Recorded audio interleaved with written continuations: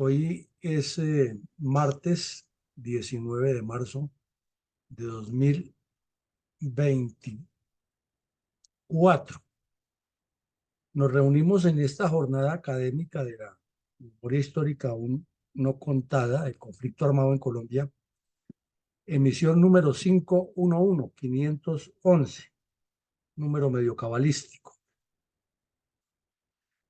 Eh, para hablar de el trasiego y la forma en que fue eliminado uno de los bandoleros más peligrosos que afectaron la seguridad nacional y que hicieron carrera en medio de esa orgía de crímenes que caracterizaron, o que caracterizó mejor, la época de la mal llamada violencia en el departamento del Valle. Y es que es un personaje, el tal Gustavo González Rondón o Gustavo Espitia, que nunca se supo cómo se llamó, porque además tenía dos partidas de bautismo iguales, eh, y se identificaba con dos cédulas de ciudadanía, lo mismo. eh, Ocurrido en el departamento del Valle, pero es que no se conoce, reiteramos, ni su origen. Entonces vamos a entrar en materia, mi coronel, para ver una de las historias que nos tienen que poner a pensar como país, cómo nos han ocurrido tantas cosas similares y no tenemos la evolución de estos asuntos. Adelante, mi coronel. Mi coronel, ¿cómo se inició en el crimen el bandolero liberal del MRL, Gustavo Espitia, alias El Mosco, y cuáles fueron los antecedentes para su captura? Mi coronel, es una historia complejísima, rarísima, extraña. Él es de una especie de personas que han aparecido de época en época en Colombia. No tenía papá, no tenía mamá, tenía una partida de bautismo, según lo han bautizado, con un nombre en Biotá, Cundinamarca, y otra en otro municipio, y finalmente pasa, como sucedía con otro delincuente que vimos la semana pasada, Armario Valero, que nunca se supo de dónde era originario, nunca quedó claro. Eh, Tampoco se sabe de sus primeros 15 años de vida cómo fue que vivió, dónde vivió, no hay una claridad, pero se sabe que a los 15 años apareció en el norte del Tolima, terminó integrado a las cuadrillas de Chispas, que por su destreza, siendo aún un niño prácticamente de 15 años, y seguramente quién sabe qué vida hubiera llevado antes, fue muy rápidamente creciendo en ubicación dentro de la cuadrilla hasta que llegó el momento en que ni el mismo Chispas lo soportó, que otro bandido de 7 suelas, y partieron caminos. Entonces terminó metido en el Valle del Cauca y del Cauca, cometiendo una gran cantidad de crímenes, una gran cantidad de delitos. Y sucedió que mm, hubo unas capturas, y ese comienza a ser el fin o el principio de la historia más pública del tal Mosco. O sea, ya se le conocía que pertenecía o que tenía una cuadrilla con un delincuente que llamaban Pedro Portilla, alias el Pastuso. Y entonces ese Pastuso fue capturado, eh, o fue golpeada su cuadrilla mejor, y tenemos el comunicado que firmó el mayor Jairo López Sánchez en ese tiempo, el oficial de Relaciones Públicas de la Tercera Brigada, en el que implicaba que con base en informaciones contra la cuadrilla del Pastuso se desarrolló una operación que pues tendía a la captura o eliminación de ese bandido. Esto es en 1959. Y que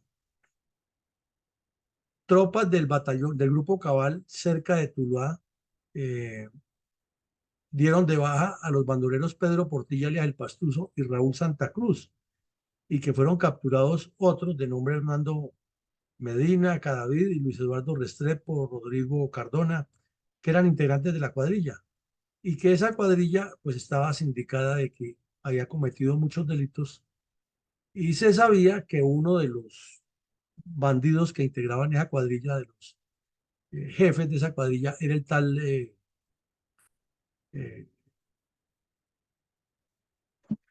Mosco, el tal Mosco, y que hacía parte y tenía prontuario, además, en los juzgados de Tuluá y de alrededores, tenía algunas denuncias penales. Entonces ya estaba en la mira y parece que la captura de los tres que sobrevivieron a la operación en que se dieron de baja al Pastuso y a los otros dos, y al otro, perdón. Entonces, coadyuvaron a mejorar la información, a redondear la información para localizar al tal Mosco.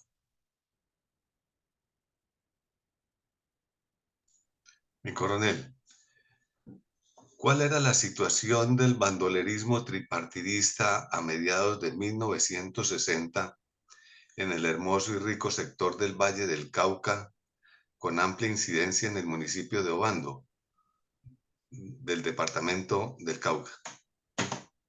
Bueno, mi coronel, era una situación muy similar a la que hemos venido descifrando, pero aquí el asunto era que como había más riqueza cafetera y más transhumancia, y la prueba es que el Mosco era uno de esos ejemplos de transhumancia que venía. Es posible que él fuera de Biotá, por lo que Biotá también es zona cafetera y que se moviera por esa región y que además por ser de Biotá hubiera recibido aleccionamiento comunista, porque no nos puede olvidar que para esa época ya había habido aleccionamiento comunista. Y si era una persona de un niño de esos que se criaban como potros herreros que no tenían papá ni mamá, sino que los recogían en alguna finca, pues con mayor razón tendría muchos complejos.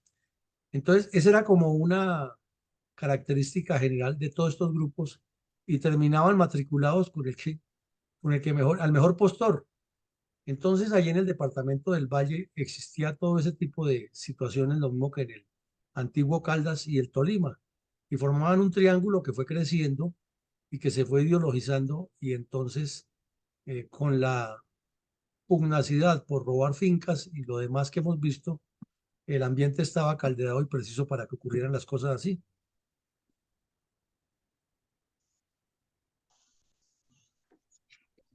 Adelante, mi coronel.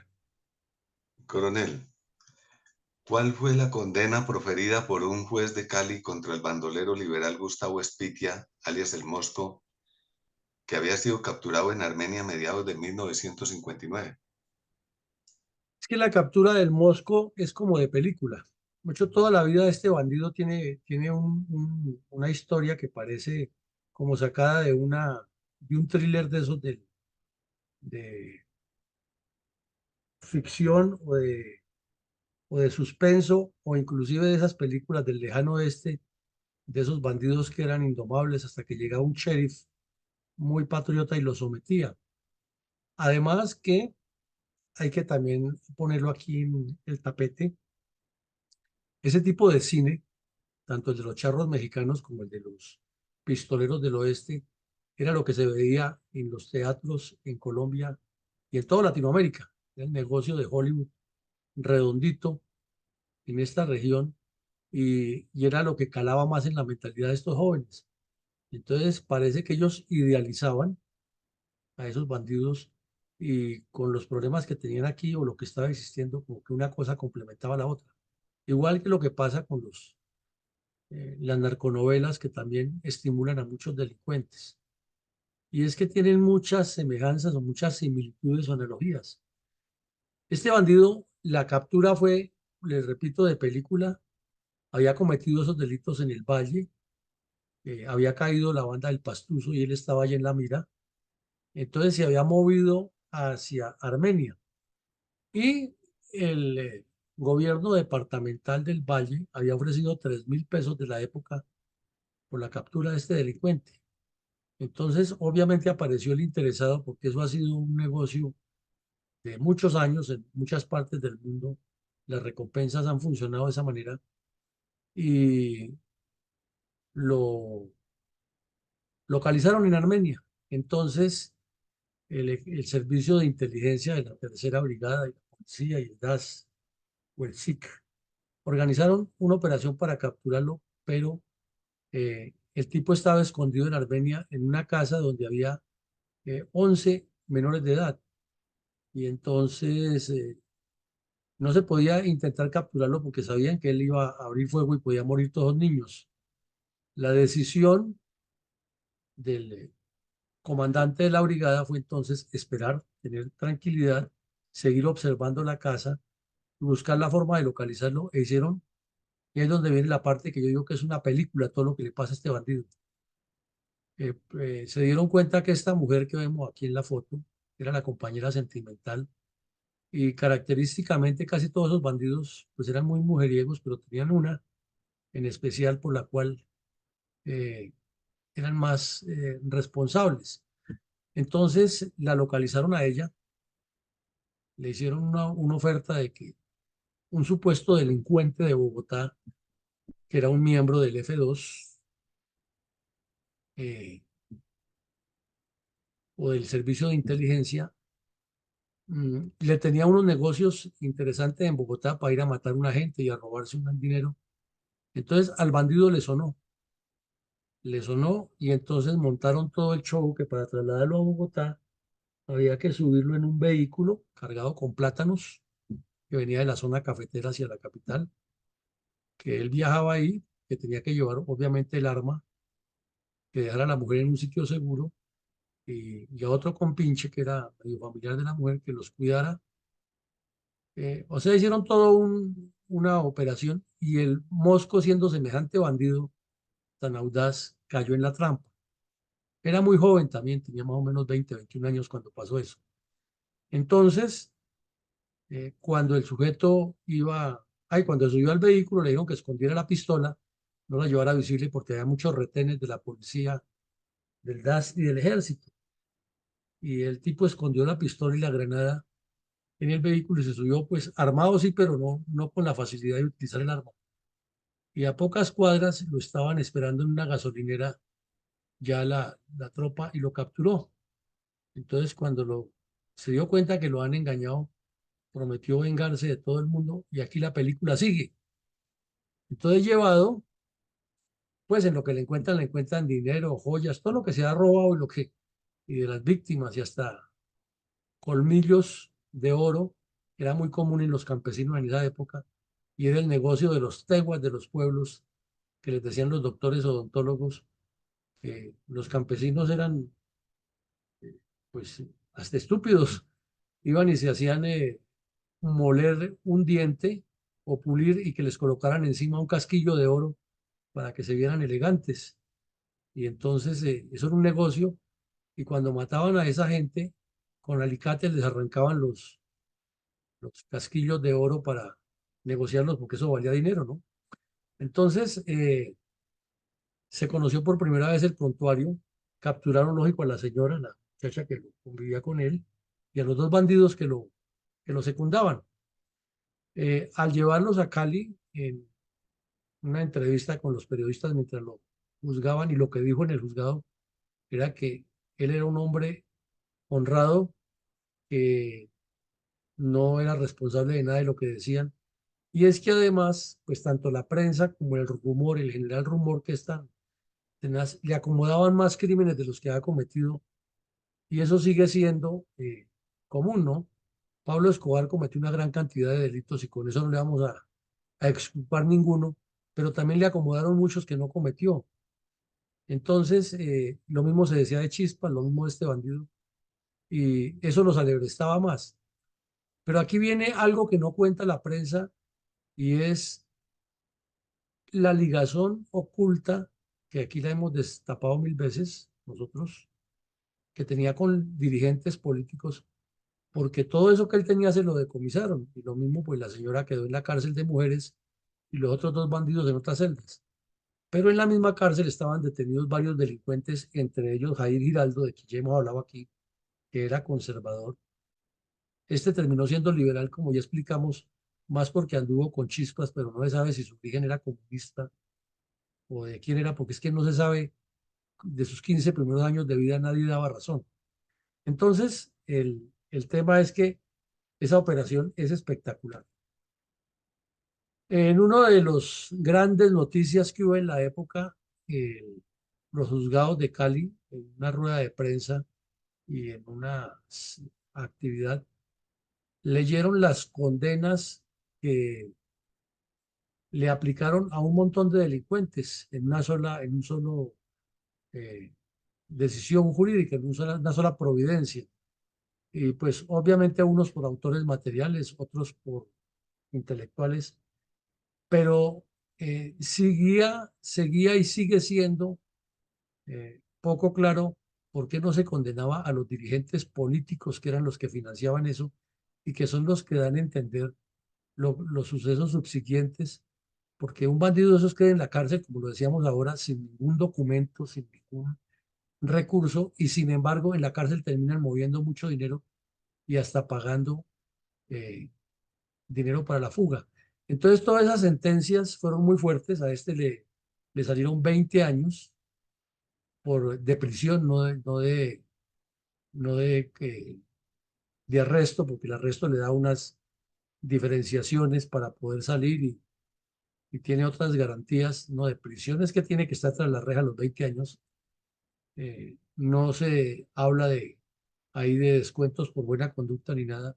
Entonces él ya sabía que tenía 21 o 22 años y que iba a pasar toda su juventud en la cárcel y pues era un bandido, pero ese bandido tenía contactos, porque los contactos comenzaban por los abogados y por quienes lo visitaban, y los abogados, ¿quién se los iba a financiar a un delincuente de esos?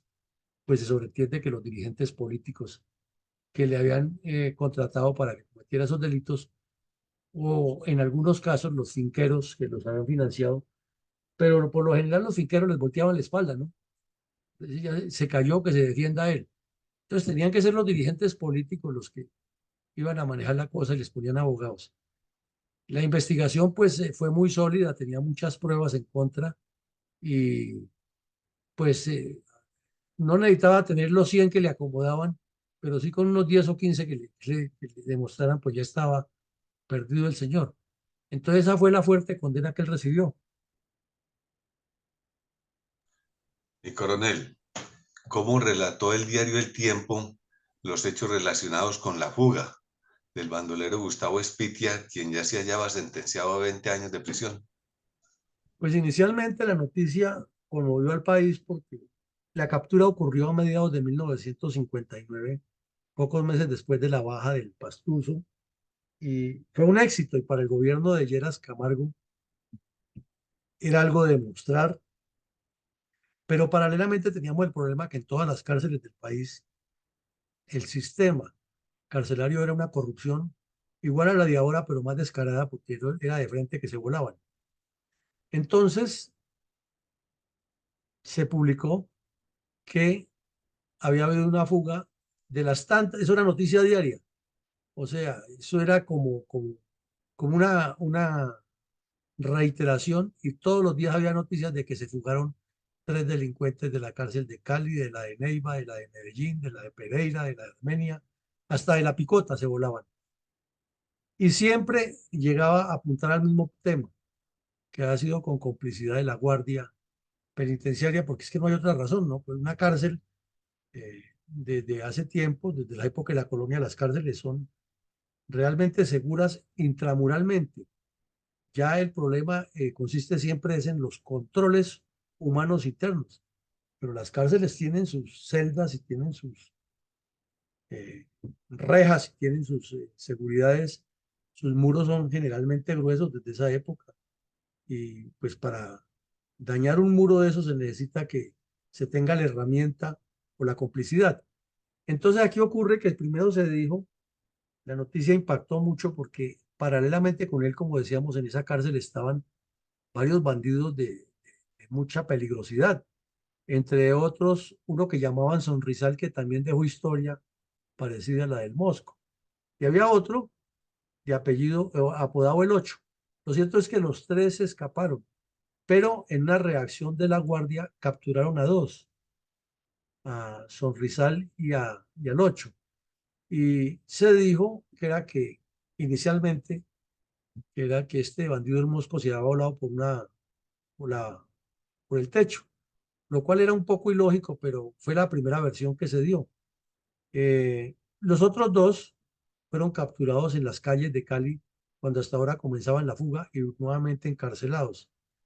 Entonces, al día siguiente que ya eh, hubo más información clara, pues el director de prisiones tuvo que salir a poner la cara al país, tuvo que ir hasta la cárcel de Villanueva en Cali, que es una cárcel grande y relativamente segura intramuralmente.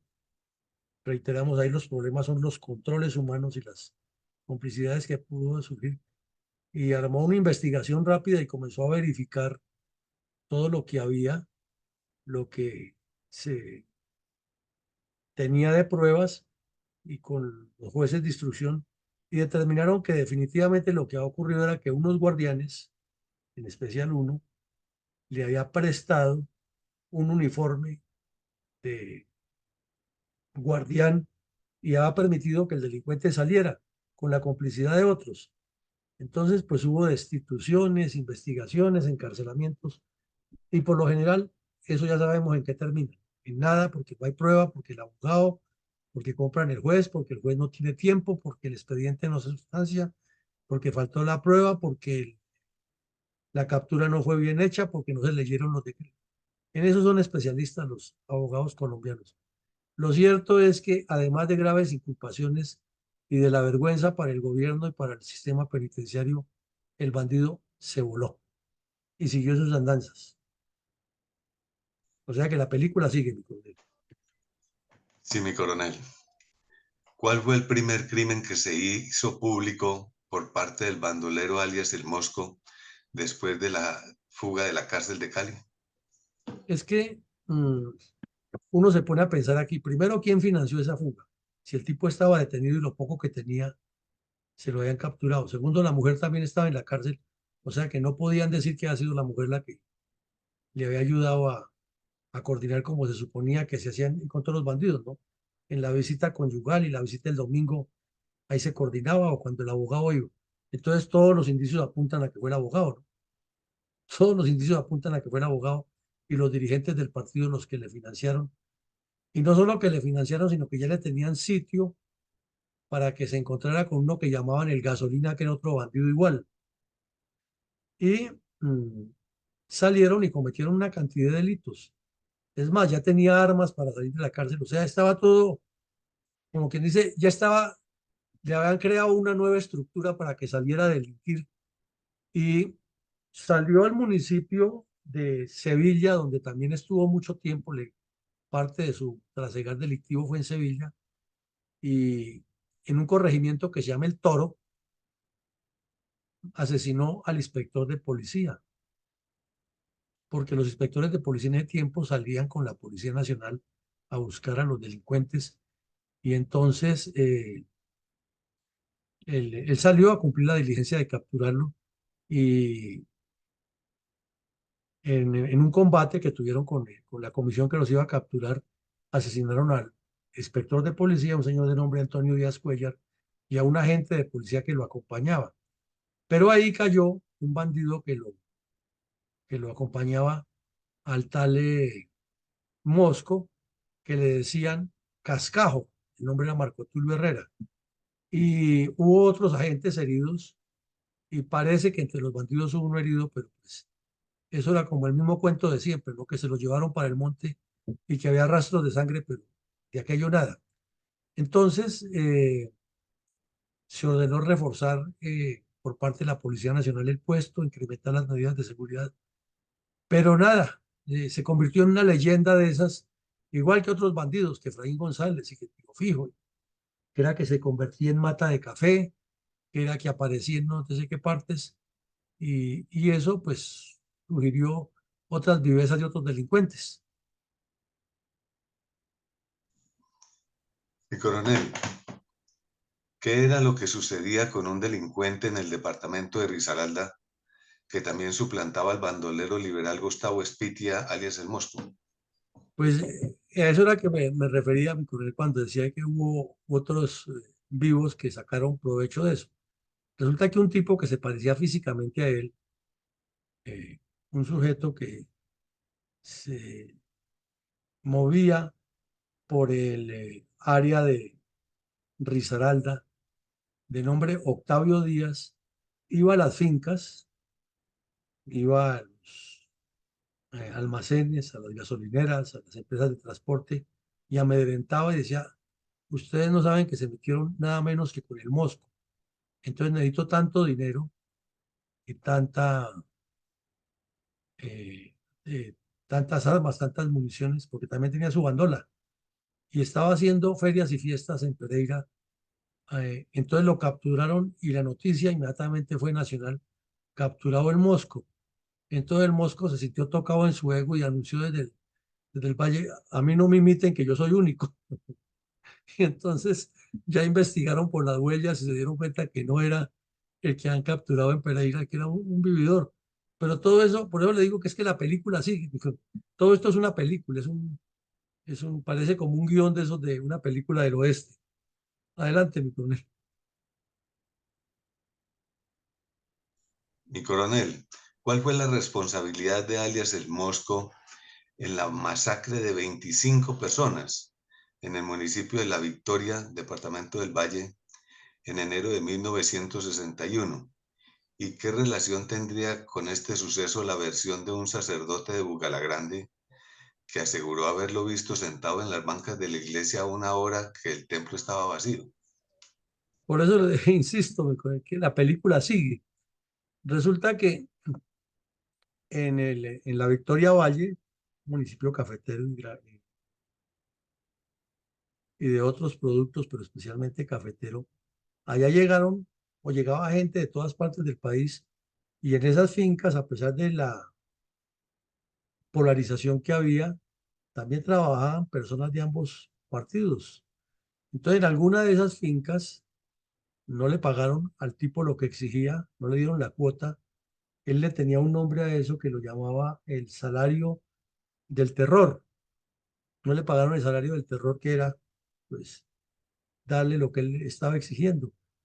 Y entonces, para vengarse del que no le estaba dando, vino y asesinó un poco de personas, un señor de 65 años, un hijo de 16, otro de 19, eh, unos obreros de 19, de 25 y niños naturalmente. Entonces se hizo la leyenda que por esos días él se había unido con la cuadrilla de Zarpazo, que fue otro bandidazo de esos que hizo terror en el valle. Y fue el que revivió la época de los chulavitas, pero ahora los chulavitas eran conservadores, este del lado supuestamente liberal, pero como vemos aquí sacrificó personas de todas las corrientes, estaban era trabajando en la finca como obreros y dejó varios heridos. Total mató 25 y dejó como 10 heridos. Y de ese atentado se salvaron 3 niños que se pudieron escapar para el cafetal y no los localizaron los bandidos y no los hubieran matado también.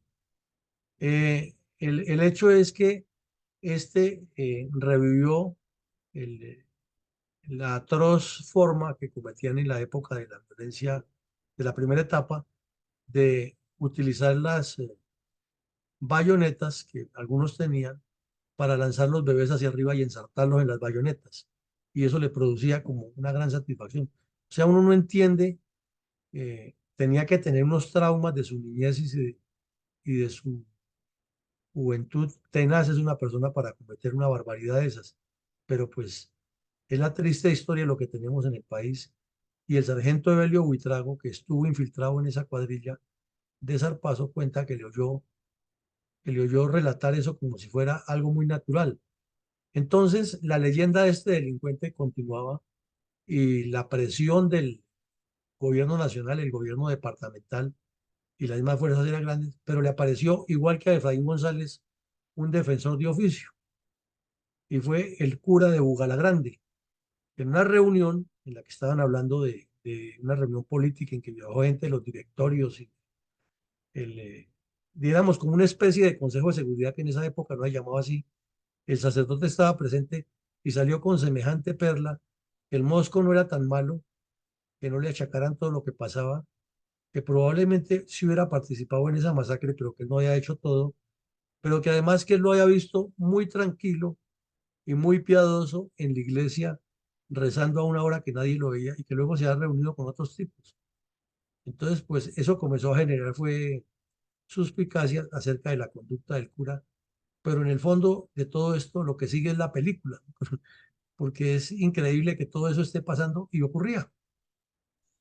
Mi coronel, ¿cuál fue la reacción de la gobernación del Valle tras la atroz masacre en el municipio de La Victoria perpetrada por la banda del bandolero liberal alias Moscoso, el Mosco? Bueno, mi coronel, entonces faltó decir que el cura que decía eso era un español. Bueno, resulta que la gobernación del Valle eh, acopió una cantidad de 74.000 pesos, que eso era muchísimo dinero para la época, muchísimo. Un dólar de la época, que también era fuerte, valía como 3 o 4 pesos colombianos. Entonces multipliquemos si ya en dólares era suficiente. Y si hace el traslado del dólar con la devaluación de esa época acá, estamos hablando de una buena cantidad de dinero. Y dicen que había 583 delincuentes relacionados en la lista, pero que había 19 sobre los cuales había una especial atención por la calidad de los crímenes que han cometido y porque en esos días ocurrió otra masacre que aquí la analizamos ya hace unos días, que fue la masacre de Versalles, que la cometieron otros bandidos. Entonces, están la lista de los más peligrosos, pero encabezada por 19, y el que estaba de tercero en la lista era Gustavo Spiti alias el Mosco. Como se ve por las facciones, evidentemente no era un originario del Valle del Cauca, tiene más aspecto de tolimense o cundinamarqués, pero bueno, eso son suposiciones. Y en la lista aparecían otra cantidad de delincuentes increíbles, ¿no?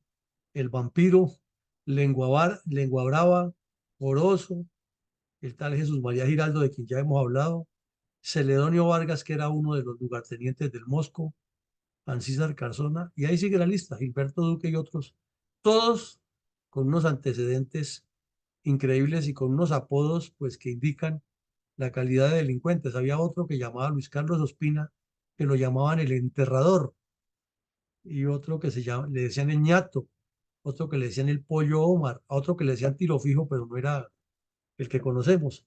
Entonces, si la gobernación del Valle estaba produciendo esto, era porque el fenómeno era muy, muy grave, y nos volvemos a preguntar en medio de toda esa película, tantas similitudes con el oeste, con los póster del Se Busca y la recompensa, pero ¿cómo es posible que en un país que es católico, apostólico y romano, donde las mamás son muy estrictas por lo general en la enseñanza de los niños y donde se va a misa y se habla de urbanidad, así sea en la pobreza más grande, ocurran estos hechos, pero ocurren?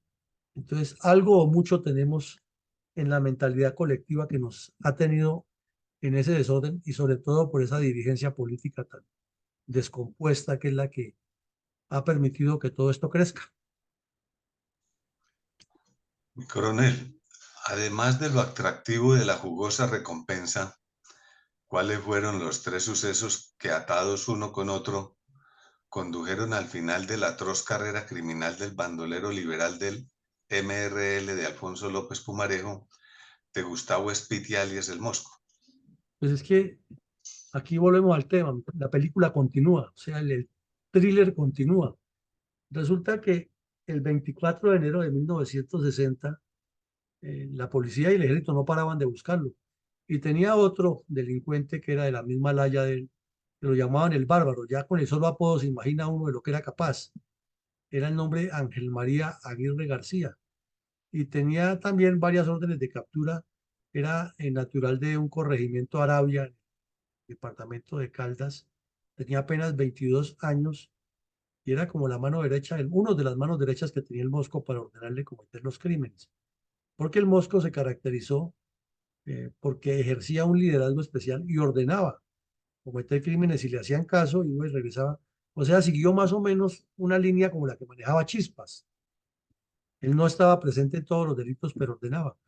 Entonces este delincuente fue localizado cerca a una vereda que se llama El Jardín, en el municipio del Cairo y en un combate con la policía fue eliminado. Entonces ese fue el primer golpe para él. Pero 2 días después fueron capturados dos primos del Mosco en Fenicia, en el Valle, y les incautaron municiones, dinamita, planos para cometer actos criminales. Y los bandidos, al ser capturados, pues confesaron que todo eso era para el Mosco y dieron una información general de cómo estaba operando, que se movía por toda la zona, por la cordillera, pero no estaba en un solo departamento ni en un solo municipio, sino en varios. Y de remate, con base en esa información, en Armenia fue capturado en Montenegro otro delincuente que era de la cuadrilla del Mosco, que también estaba haciendo un trabajo de inteligencia. Lo capturaron en Montenegro y entre lo que le encontraron tenía prendas militares con el grado de sargento segundo y parches de la octava brigada, no octava brigada, porque en tiempo no existía, sino de la unidad que estaba allí, que después se convirtió en octava brigada. Entonces, se podría decir que el principio del fin del Mosco ya estaba cantado, porque a pesar de todos los crímenes que ha cometido, fueron varias masacres que cometió después de esas otras, y todas con la misma línea. Tendría que cometer un error y lo cometió. Y le agregaríamos como cuarto elemento que no está en la lista, es que para la época, tanto el ejército como la policía, como el DAS, prepararon personas muy bien entrenadas que tenían la capacidad de infiltrarse. Y volvemos al principio, la captura del Mosco se produjo en Armenia porque le han infiltrado a un señor del F2 que lo logró engañar. Esta vez le infiltraron a otro que no solo lo engañó, sino que lo mató. Y ya vamos a ver el caso. Adelante, mi coronel.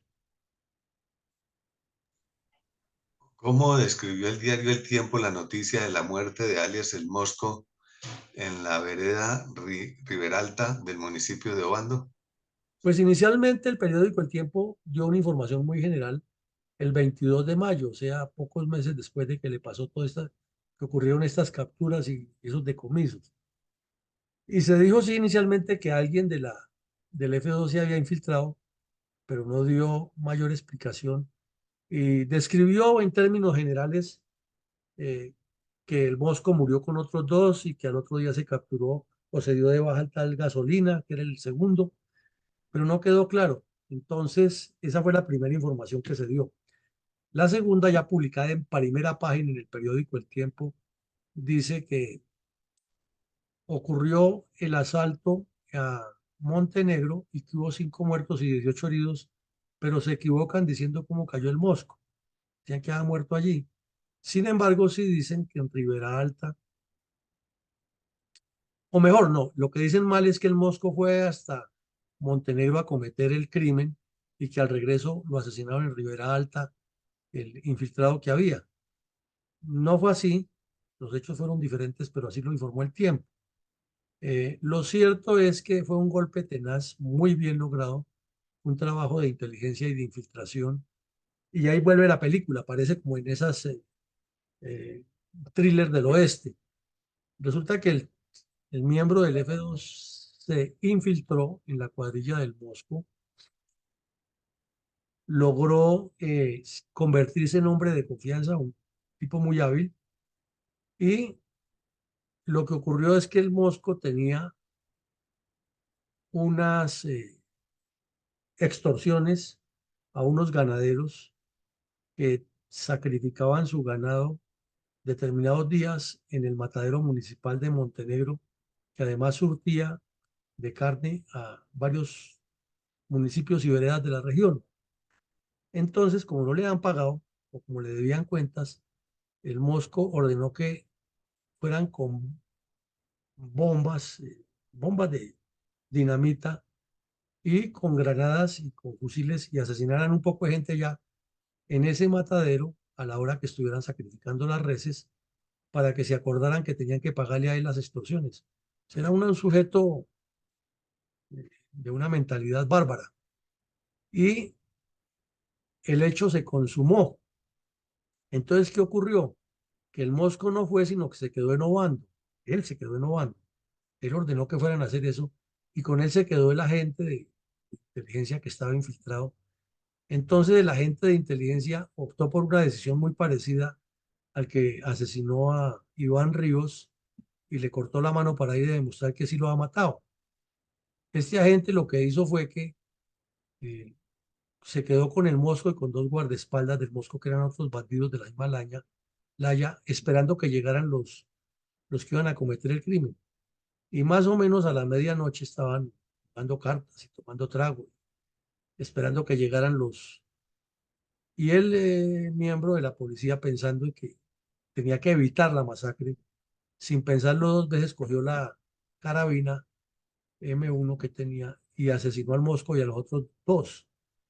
Salió corriendo para llegar a la policía a darle información de lo que estaba pasando, pero a esa hora ya los radios de comunicación de la policía de Montenegro estaban informando que la masacre se había perpetrado. Entonces es un hecho dantesco, pero culminó con la muerte del Mosco ahí en el sitio, se eliminó el bandido y desafortunadamente asesinó, murieron 5 personas y 18 heridos, entre ellos niños. ¿Por qué niños? Porque resulta que la gente pobre iba a que le regalaran en los mataderos lo que llamaban los claros. Y los claros era que de donde degollaban el ganado, caía toda la, vertían la sangre sobre unas bateas, de una batea de una caneca de 55 partida por la mitad y la colocaban sobre unas piedras y así rudimentariamente hacían eso. Y esa sangre o se la vendían a la gente pobre o se la regalaban y la partían con un cuchillo, inmediatamente se separaba y lo cocinaban y entonces era la proteína que usaban y llamaban los claros. Entonces las mamás iban con los niños a la madrugada, 2, 3 de la mañana, y llevaban varias vasijas, porque había algunos ganaderos de esos que no les cobraban y les regalaban la sangre para los claros. Entonces había niños allí, lanzaron granadas y explosivos y disparos de fusil. Eran unos bandidos desalmados completamente. Ese fue el relato de cómo ocurrió la muerte del Mosco, mi coronel. Ahí está la foto del bandido disfrazado de soldado. Y al día siguiente cayó el lugarteniente que era el tal Gasolina, que andaba visitando a la novia en, en otro municipio y allá le cayó el ejército y lo dio de baja. Mi coronel, ¿cuál fue el comunicado aclaratorio al respecto del comando de la Cuarta Brigada? Bueno, el comandante de la Cuarta Brigada optó por informar los hechos, más o menos como lo estoy relacionando, pero en ningún momento quiso comprometer al suboficial que se había infiltrado, ni menos dar el nombre, y dijo que era un civil que estaba colaborando con información para la tropa, pero en realidad fue un suboficial de la policía que muy hábil se infiltró eh, ante el desespero que vio que iban a asesinar tanta gente y que sabía la calidad de bandido que era, optó por eliminarlos y eliminó esos tres, se llevó un poco de información que pudo de lo que tenían y, y entonces el comandante de la brigada resarció eso, dio los nombres exactos de las víctimas y explicó lo que había ocurrido eh, y también informó acerca de la baja del siguiente bandido, que era el tal Manuel Ceballos Muñoz, alias Gasolina, que era el que le seguía en el mando en la cuadrilla. Pero como ya lo explicamos, el Mosco tenía varios a los que les daba órdenes. Entonces, seguimos viendo que hasta en el momento de que se produce el comunicado de prensa, la película continúa. Mi coronel, ¿cuál era una de las tácticas de común usanza por la cuadrilla de alias El Mosco para incursionar de noche a áreas pobladas? Volvemos al tema de la película. Entonces vemos que en las películas del oeste iban los bandidos y rompían las teas que alumbraban el poblado para poder entrar y cometer los delitos y que no los identificaran. Se tapaban la cara y hacían cosas extrañas para... Pues este bandido también tenía por costumbre que cuando entraba a los poblados de noche, iban a tomar trago o a cometer algún delito, ordenaba quitar la luz. Y la quitaban a las buenas o a las malas y los poblados se quedaban sin luz. inclusive para el asalto que hizo para ponerle más terror a al crimen que cometió en Montenegro. Entonces ordenó quitarle la luz eléctrica al matadero municipal. Entonces uno se imagina el cuadro tan dantesco al otro día cuando llegaron los agentes con linternas a alumbrar los heridos, los muertos, con su propia sangre y untados de sangre de las bateas esas donde estaban, que las recogían la sangre del ganado. Una cosa aterradora y en medio de esa oscuridad y el olor a muerto, increíble, eso es aterrador lo que hacían esos bandidos. ¿Qué planes tenía alias el Mosco para realizar con su cuadrilla en los días venideros sin sospechar que antes moriría? Era un tipo era muy sagaz, muy astuto, pero sin embargo cometió dos veces el error de dejarse infiltrar y no se dio cuenta. O sea, se le aplicó el viejo cuento de que los médicos también se mueren, ¿no? Pues cuando el suboficial que se ha infiltrado se voló con la agenda y con las anotaciones que tenía, no tenía la menor idea de los planes que tenía. Y ahí tenía una lista de acciones que iba a cometer. O sea, el tipo aplicaba muy bien la compartimentación, ni siquiera los que estaban allá al pie de él les contaba lo que iba a hacer, sino que iba dando las órdenes cuando ya iba copiando la información y a cada quien le daba una tarea. Además que les tenía prohibido entre ellos hablar de eso, porque era sin compasión para limpiar. Entonces, limpiar en el sentido de eliminar todos los que no estuvieran con él. Entonces, que tenía en la lista, por ejemplo, asesinar a todas las autoridades de Quimbaya y Montenegro y que ya tenía a gente hablando con la cuadrilla de Chispas, quien era el que lo había formado, y ya estaban hablando de amigo a amigo. Tenía también información de que iba a haber una reunión social donde iban a ir varias familias y ya estaba la orden para que los mismos bandidos que hicieron el asalto en Montenegro fueran allá a Quimbaya y cometieran el mismo crimen. Eh, Tenía también planes para ir a asesinar a unas personas en el hospital de Armenia y para ir a quitarles unos recursos que sabía que iban a llegar. Es increíble que una persona de tan bajo nivel académico tuviera esa mentalidad de cometer tantos delitos y esa visión de causar tantos daños, pero es una realidad que no termina. Pero la película no termina y después de que lo enterraron en el cementerio de Montenegro tuvieron que colocarle patrullas de policía y ejército permanentemente porque aparecieron los que se querían llevar el cadáver del Mosco para convertirlo en un santuario, en una especie de peregrinación, ya que así como tenía enemigos por lo que había hecho, también tenía muchos amigos porque les había hecho favorcitos y ya sabemos qué tipo de favores eran los que hacía. Entonces, esto parece de no terminar y no es nada raro que todavía haya gente que le va a iluminar velas y todo eso, porque ese es el extraño comportamiento de algunos sectores poblacionales campesinos colombianos. Y coronel, ¿por qué el Ejército Nacional aseguró que los meses de mayo y junio de 1961 fueron exitosos contra el bandolerismo? Porque cayeron bandidos realmente fuertes. Entre otros cayó este, del que no hemos hablado todavía, que dejó historia en Quinchía, Risaralda y sus alrededores, el tal Medardo Trejos, que le decían el Capitán Venganza. Cayeron pues Gasolina, que era el segundo del Mosco, cayó el Mosco y se desarticuló la banda completa, ya que después fueron capturados varios de esos o eliminados, y además porque el golpe que les dio el suboficial fue tenaz, ya que destruyó toda la estructura directiva de la banda. Pues dio de baja al Mosco, dio de baja a los dos más cercanos, y al otro día cayó el tal Gasolina. Pero además ahí el ejército relaciona en en su documento publicado el 11 de junio del 61, un mes después de la muerte del Mosco, que también cayó otro cercano a Chispas, que le decían Sangrenera, que no era Jacinto Cruz. Aquí el periódico se equivocó colocándolo porque pensaba que era el mismo, sino era otro Sangre Negra, que estaba en esa región del Valle y Caldas haciendo terror.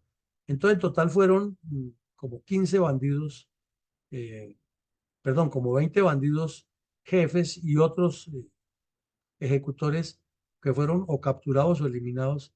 Entonces, para el gobierno Lleras, que ya entraba en el final de su periodo, año 61, fue un éxito, pero naturalmente pues no fue éxito del gobierno, sino fue el trabajo de los policías, de los soldados, del gas y la dedicación de las fuerzas de seguridad a mantener el orden. Mi coronel, ¿cómo relató el diario La Nación de Costa Rica la misma noticia? Es que estas noticias eran tan seguidas y tan aterradoras que todos los medios de comunicación internacional las publicaban porque les parecía increíble que esto ocurriera.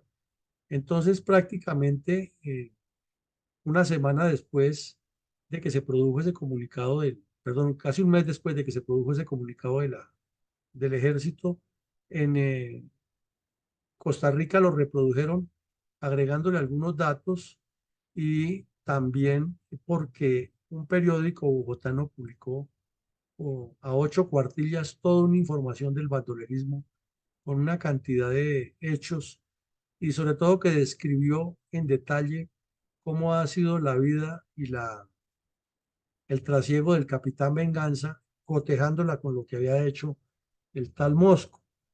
Entonces, eso era en varios periódicos y lo aterrador es que el mismo día los mismos días que se publicaban eso, aquí se estaban posicionando o posesionando los embajadores de los países nórdicos y el mismo día que cayó el Mosco, Lleras Camargo estaba recibiendo en el palacio al embajador de Suecia, aceptándole las credenciales. Entonces esto parece, seguimos en el argumento de película y al mismo tiempo estaban resaltando los crímenes que estaba cometiendo Efraín González en Puente Nacional, eh, porque cometió varios crímenes después de que se fue del Quindío para Santander, donde se hizo más fuerte. Entonces, los periódicos internacionales publicaban todo eso, como publicaron después, años después, todas las andanzas del señor Pablo Escobar y luego las de las FARC y ahora las de Mancuso y las de Iván Mordisco y seguimos en la misma reiteración. ¿Cómo refirió los mismos hechos el gobernador del Valle del Cauca? Pues el gobernador del Valle del Cauca tenía que hacer politiquería, obviamente, y él tenía que sacar pecho de que ha sido bajo la dirección de su gobierno. Es más, acostumbraban a aparecerse en el sitio donde caían los bandidos y dar declaraciones y hacer presencia en diferentes eventos mediáticos. Y entonces el gobernador de Caldas tampoco se le quedó atrás y salió a dar otras declaraciones y con base en los documentos de inteligencia que han capturado las tropas y lo que decían las anotaciones de los bandidos, pues ellos se daban el champú de hacer la explicación, algo parecido a lo que han hecho los ministros de defensa civiles. Siempre que ocurre alguna operación exitosa en las fuerzas militares, ellos son los que salen a dar la declaración y además de eso se autoatribuyen la dirección de las tropas como hacía Santos y como hizo Rivera. Este que tenemos ahora sí es que no sabe ni dónde está parado, pero por lo general eso han hecho todos los ministros de defensa.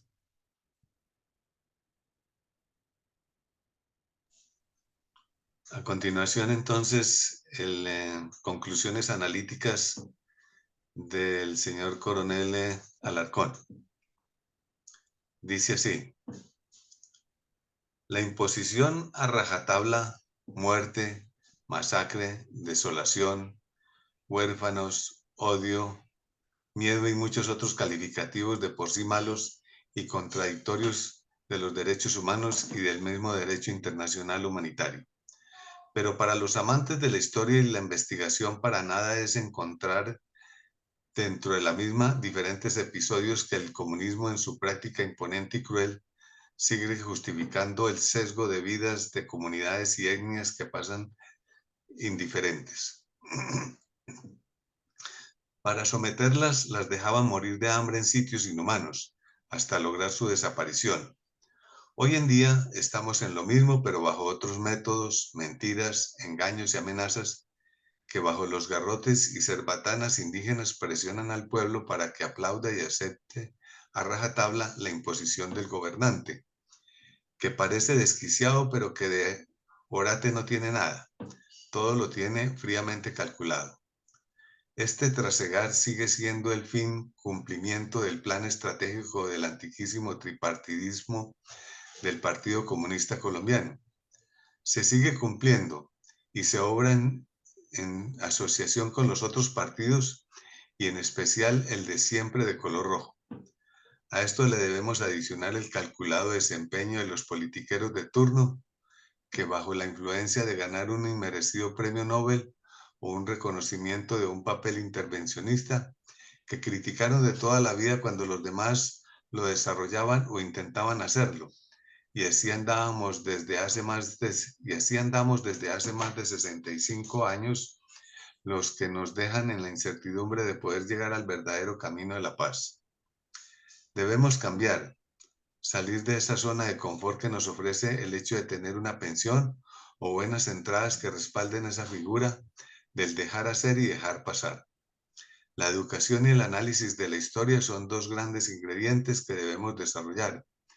Difundir la verdad que se pretende esconder o tergiversar para culpar a la fuerza pública inocente por su actuar legal y que está en invitación que juntos encontraremos el camino que busca la Fundación Excelencia, Liderazgo y Transformación, que es llegar a la Asamblea Constituyente porque ya sabemos que va porque va, preparados con conocimientos, integrados con un solo propósito, Colombia. Aquí está nuestra página web, más de 500 sesiones de la memoria histórica y otro montón de conferencias donde de seguro encontrarán acciones que otros han desarrollado como en Chile para salir adelante a las imposiciones erróneas y erradas de doctrinas fracasadas en otros lados. Por nuestras familias, nuestros hijos y nuestros nietos, compongamos nuestro querido y hermoso país. Muchas gracias, mi coronel. Bueno, mi coronel, muchas gracias. Quiero retomar algo que mi coronel Alarcón mencionó ahí, que asegura que la Asamblea Constituyente va porque va, pero la quiero comparar con lo siguiente. Si ustedes escuchan en los medios de comunicación a quienes están entrevistando estos días, personas de todos los sectores, o sea, empresarios, periodistas que dicen que son experimentados, esos analistas que saben de lo divino y lo humano en los medios, dirigentes políticos y gente en la calle, uno nota que todo es, no, que eso no se puede, que es que jurídicamente está, que el Señor no lo va a hacer, pero no se observa que ninguno plantee soluciones respecto a cómo bloquear esa estrategia y cómo sacar el país adelante y darle un enfoque distinto. No todo se termina en el concepto, en que eso no se puede, en que el país no está para eso, en que el señor Petro no tiene la fuerza y ese tipo de argumentaciones. ¿Qué quiero decir con eso? Que al mirar el fenómeno de la violencia que viene de, como lo estamos poniendo aquí sobre la mesa desde tantos años y que es reiterativa y que lo que cambian son los actores y algunos métodos, pero la esencia es la misma, ha sido el mismo argumento.